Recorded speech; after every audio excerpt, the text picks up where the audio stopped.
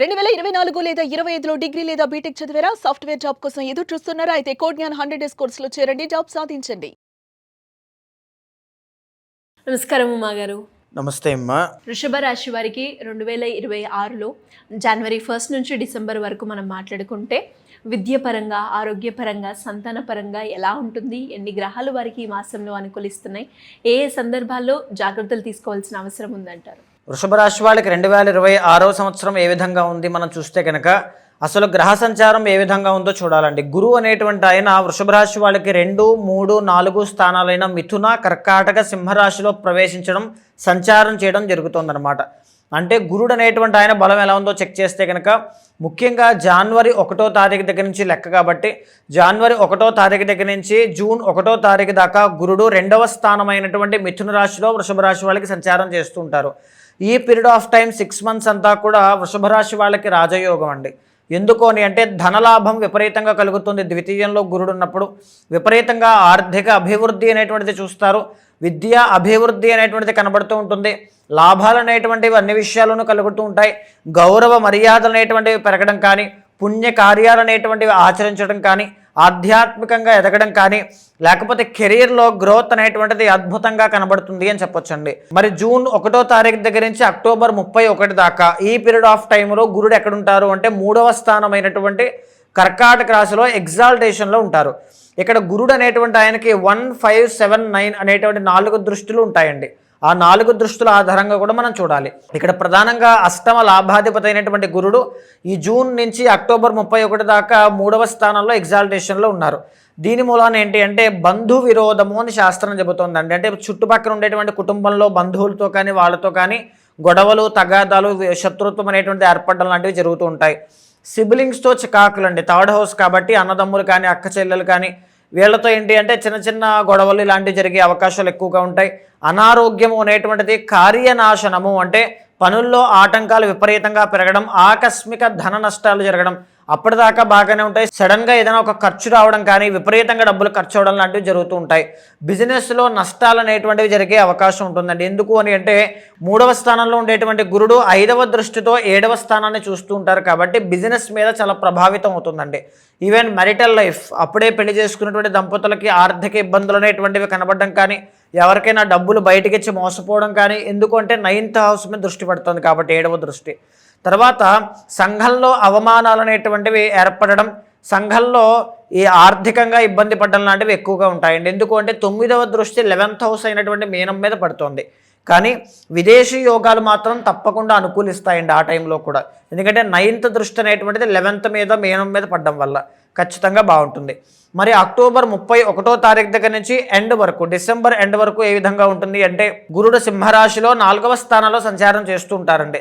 దీనివల్ల ఏంటి అంటే ధన నష్టాలు అనేటువంటివి జరగడం కానీ, ఏదైనా ఒక ఇల్లు కట్టుకోవడం, దానివల్ల డబ్బు విపరీతంగా ఖర్చు అవ్వడం, చిన్న చిన్న అప్పులు అవ్వడం లాంటివి జరుగుతూ ఉంటాయి. ఆర్థిక ఇబ్బందులు కనబడుతూ ఉంటాయి. విపరీతమైన ఖర్చులు కనబడుతూ ఉంటాయి. వృత్తిలో ఆందోళన కనబడుతుందండి. ఎందుకు? 10వ స్థానం మీద ఈయన యొక్క దృష్టి పడుతుంది కాబట్టి చేసేటువంటి వృత్తిలో సాటిస్ఫాక్షన్ లేకపోవడం కానీ, ఒత్తిడి అనేటువంటిది పెరగడం కానీ జరుగుతుంది. ఏదైనా జాబ్స్ నుంచి బయటికి రావడం, నేను జాబ్ మానేస్తాను, మారిపోతాను, ఇలాంటి ఆలోచనలు పుట్టడం జరిగే అవకాశం ఉంటుంది. కానీ విదేశీ యోగం మాత్రం ఈ టైంలో కూడా వీళ్ళకి చాలా అనుకూలంగా ఉంది అని చెప్పొచ్చమ్మా. తర్వాత శనిగ్రహ సంచారాన్ని మనం గమనిస్తే శని అనేటువంటి ఆయన లాభస్థానంలో సంచారం చేస్తున్నారండి, 11th హౌస్లో అనమాట. శని యోగిస్తున్నారు అక్కడ.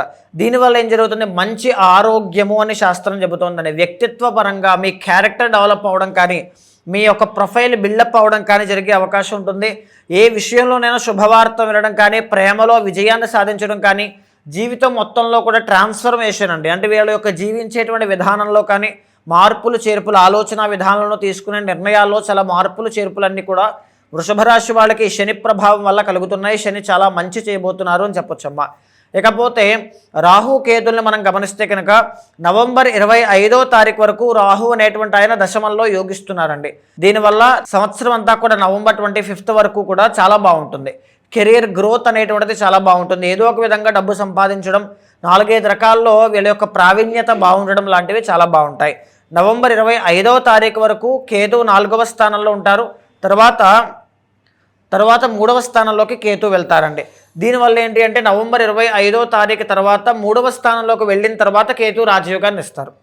అప్పుడు స్పిరిచువాలిటీ బాగా డెవలప్ అవుతుంది, చేసేటువంటి పనిలో స్టేబిలిటీ అనేటువంటిది వస్తుంది, చంచల స్వభావిగా ఇన్కన్సిస్టెన్సీ అనేటువంటివన్నీ కూడా తొలగిపోతాయి, కుటుంబ సమస్యలన్నీ కూడా తొలగిపోయేటువంటి అవకాశాలు నవంబర్ 25 తర్వాత అంటే సంవత్సరం చివరిలో కనబడుతోంది అని చెప్పొచ్చండి. అయితే ఈ సంవత్సరంలో వృషభ రాశి వాళ్ళకి బాగా కలిసి వచ్చేటువంటి నెలలు మనం మాట్లాడుకుంటే ఫిబ్రవరి 17వ తారీఖు దగ్గర నుంచి ఏప్రిల్ 17 దాకా రవి దశమ ఏకాదశ స్థానాల్లో ఉండడం వల్ల రాజయోగం పడుతుంది. కెరీర్లో గ్రోత్ అనేటువంటిది కనబడుతుంది. వ్యాపారంలోనూ ఏ వ్యవహారంలోనైనా లాభాలు అనేటువంటివి కనబడతాయి. జూలై 17 దగ్గర నుంచి ఆగస్టు 17 దాకా 3వ స్థానంలో రవి ఉండడం వల్ల రాజయోగం పడుతుంది. పనుల్లో సానుకూలత, కార్యసిద్ధి యోగం, అనారోగ్య సమస్యల నుంచి బయటికి రావడం తదితరవన్నీ కూడా చాలా బాగుంటాయి.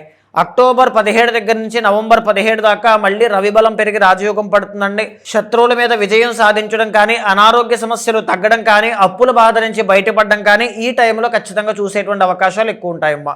ఓవరాల్గా వృషభ రాశి వాళ్ళకి మంచి రాజయోగం పట్టేటువంటి అవకాశాలు ఎక్కువగా కనబడుతున్నాయి. విపరీతంగా ధనలాభాలు, ఆర్థికంగా స్థిరపడడం, ఏదైనా నూతన వస్తువులు, శుభకార్యాలు, పెళ్ళిళ్ళు, సంతానం, ఎవ్రీథింగ్ అన్నీ కూడా వృషభ రాశి వాళ్ళకి 2026 అనేటువంటిది ఇవ్వబోతోంది. ఈ వృషభ రాశిలో మీదే నక్షత్రమో తెలియజేయండి, తప్పకుండా నక్షత్రం మీద మనం చేసేటువంటిది కూడా మీకు అందేలా మేము ప్రయత్నం చేస్తాము. పర్సనల్ చార్ట్ అనేటువంటిది చూసుకోండి. పర్సనల్ చార్ట్ కనుక మీకు స్ట్రాంగ్గా ఉంది అంటే మీ యొక్క రాశి ఏదైతే బలంగా ఉందో దానికి తగినట్టుగా విపరీతమైనటువంటి రాజయోగాలు తప్పకుండా అనుభవిస్తారు. మీరు అన్నట్టుగానే ఉమ్మగారు, అంటే జాబ్ మానేయడము, లేదు అంటే జాబ్ నాకు వద్దు అనుకోవడం, అలాంటి సందర్భాల్లో చాలామంది జాబ్ కిట్ అయ్యి నెక్స్ట్ లైఫ్ని రిస్క్లో పెట్టేస్తూ ఉంటారు. అలాంటి సందర్భాల్లో ఎవరైనా కూడా దానికి ఏమన్నా రెమెడీ చేసుకోవాలి అంటే ఎలా ముందుకెళ్ళొచ్చు అంటారు? తప్పకుండా అండి, ఇవన్నీ కూడా గురుడు యొక్క ట్రాన్సిట్ వల్ల జరుగుతాయండి. ఎప్పుడంటే అక్టోబర్ 31 తర్వాత వృషభ రాశి వాళ్ళకి గురువు యొక్క ట్రాన్సిట్ జరగడం వల్ల అప్పుడు కనబడతాయి అన్నమాట.